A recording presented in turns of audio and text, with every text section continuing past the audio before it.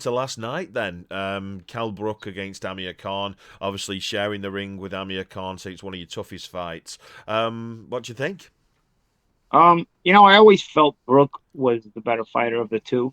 Okay. Um, I wasn't sure going into last night who had more left.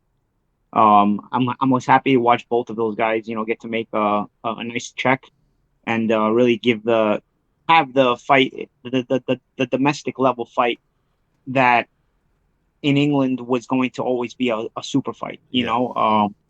I think at this point they're sort of subpar as far as world class opposition is concerned. But Kell looked really good to me last night, and I think it'll give him the option to maybe be able to work his way into another big fight. But I'll tell you, I'll speak for myself. If I would have retired after the Zab Judah win, which for me, was the same kind of fight as the Kell Brook Amir Khan fight was for Yeah, them. yeah. I'm I with you. would have retired after that fight. I think the perception of my career would be a bit more positive. But knowing I got that big win, I chased more money fights, and of course they were, multi-million dollars. I made multi-million dollars after that fight, Yeah. chasing those fights, but it didn't. It's kind of sort of stained the perception of my career. So Kell has a decision to make. Kell has a Yeah. sparkling record. He's won this terrific uh, domestic fight where both guys have had world class careers. So he's got to make this decision now. Is he going to continue and chase the money, or is he able to retire on such a nice positive, in such a way where people will let him Yeah. he'll walk away, and people will view him in such a positive light. I tell you what, it's not an easy decision to make. Yeah. It's not an easy decision to make. I still don't know if I made the right one because I made good money afterwards, which ended up making me some nice, comfortable moves economically Yeah. that I still benefit from to this day because of those fights.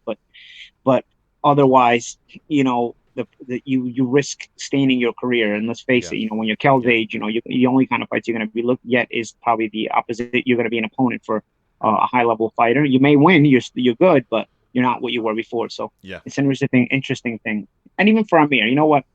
He had a great career, sparkling career, glossy career.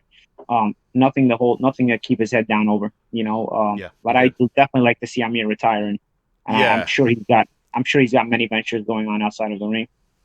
I think he had them even as distractions in the past few years from his boxing career. So I think I think he can also be appreciated if he retires now as well.